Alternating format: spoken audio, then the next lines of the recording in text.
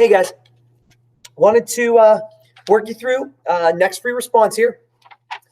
Looking at the 2006 free response one, find it with the one that's got the lead iodide in the equation. All right, and let's take a look at what we're working with. All right, it says, saturated solution is prepared by adding excess PbI2 to distilled water to form a liter of solution at 25 degrees. The concentration of Pb plus 2 in the saturated solution is found to be 1.3 times 10 to the negative third. Chemical equation for the dissolution of PbI solid in water is shown below. They give us that equilibrium, and then the first thing they want is the equilibrium constant expression. Right? So again, you're seeing a theme with these equilibrium ones. Very often the first thing they like to ask you is to write your K expression. Right, so just like always, it's products over reactants to the power of the coefficient. Don't list pure liquids or pure solids. All right, so both my products are aqueous, so they will be there. It's the Pb plus 2 and the I negative to the power of the coefficient, which makes the I negative squared, all over 1, because the PbI2 is a pure solid. Okay. All right. Then for II, they want us to get the molar concentration of the I negative. Right? And if I want to get the I negative concentration at the equilibrium, the best way to get an equilibrium concentration is by doing an ice table. All right. So if we take a look at this one, I would say PbI2 in equilibrium with the Pb plus 2 and the 2 I negative. Set up my ice table. This guy's a solid, so I dash him out. No initial, so we put solid in there to make that process happen. Means I'm shifting to the right, and that's how all of these KSP ones work, right? It's always the solid going to the ions, and you start with solid, so there is no ions to start. All right, so this here looking like plus x, plus 2x, x, and 2x. Next thing we would do is plug into our K expression,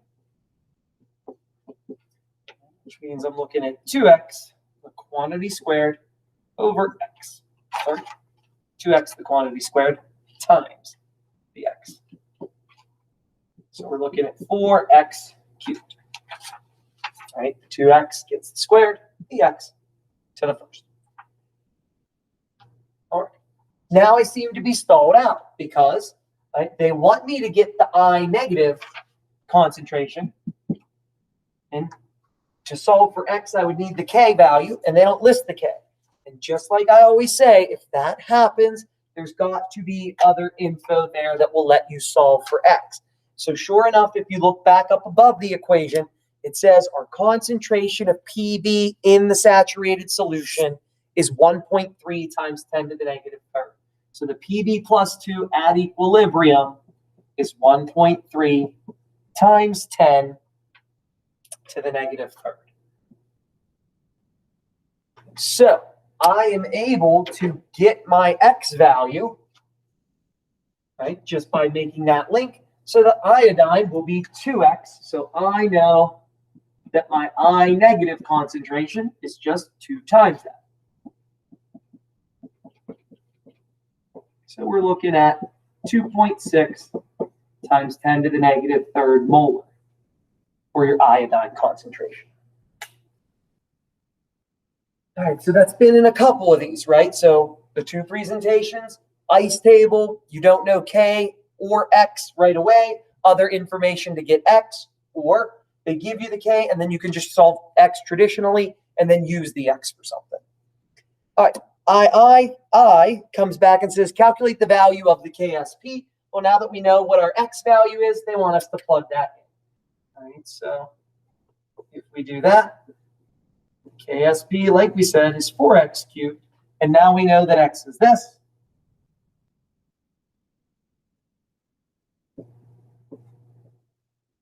All right, so don't forget your math fundamentals, right? Multiplying and exponents, right? Please excuse my dear Aunt Sally. I must cube that first, then multiply it.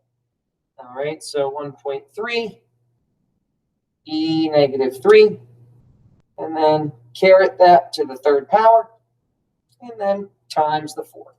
If you do that upright, you're going to get 8.9 times 10 to the negative 9.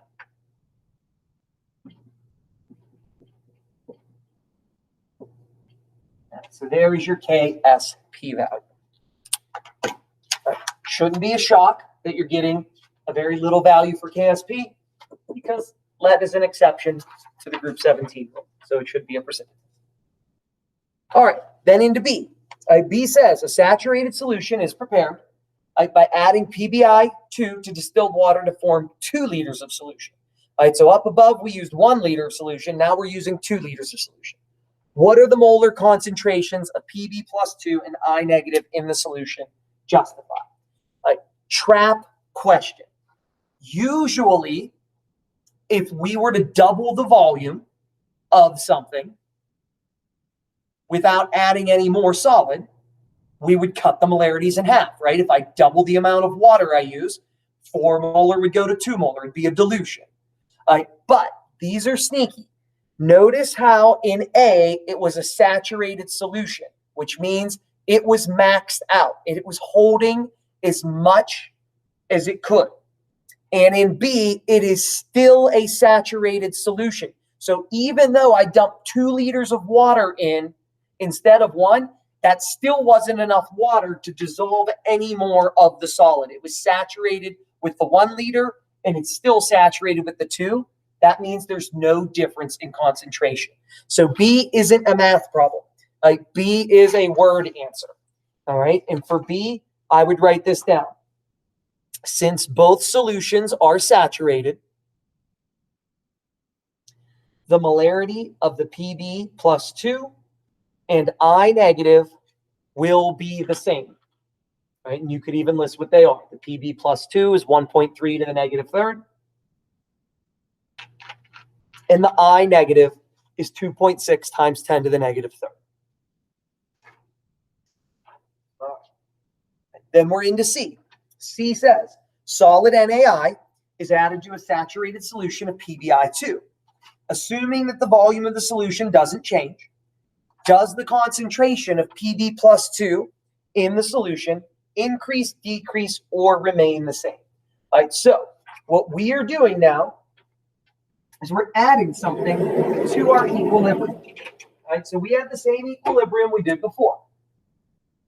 It's the PBI2 going to Pb plus 2 plus 2I negative. All right, there's my equilibrium. All right, they're telling me that solution was saturated. So the Pb plus 2 and the I negative are currently, all right, maxed out in terms of their molarity. Right, there's as much dissolved as we can dissolve. It's saying if we dump NaI into that, will the Pb plus 2 increase, decrease, or remain the same? So right away, you can say increase goes away, because if it's already maxed out, it can't go up. So it can't increase. So it's either going to stay the same or it's going to decrease because it's already saturated. All right, so think about it. Adding NaI is really adding Na pluses and I negatives because your group 1s are soluble. So what I'm doing is adding I negative. That makes this a Le Chatelier's effect. I'm adding something and seeing what happens to the equilibrium. So if I add I negative, who lives on the right, that is going to cause a shift to the left. And if I shift to the left, which is away from the Pb plus 2, the concentration of Pb plus 2 will decrease because we are shifting away from it. All right, so because we're adding something that's on the same side, we shift away from what you add, the Pb plus 2 will decrease. That's what's going on in C. Lastly, in letter D, they give you the KSP of a different salt, BaCrO4,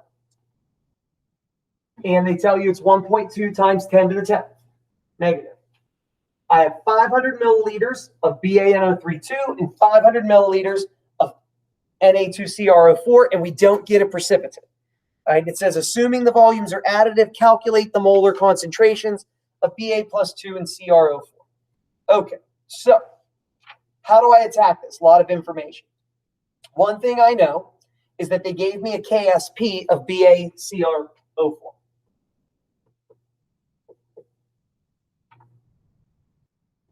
Remember, KSP has a very specific equation. It's BaCrO4, the solid, breaking up into its ions. All right, that's a definitional thing of KSP. All right, now, they're giving me samples of stuff, but it's got these other things attached. So I'm going to do a sketch a quick beaker here. So I've got one beaker right here that's got BaNO3 in it.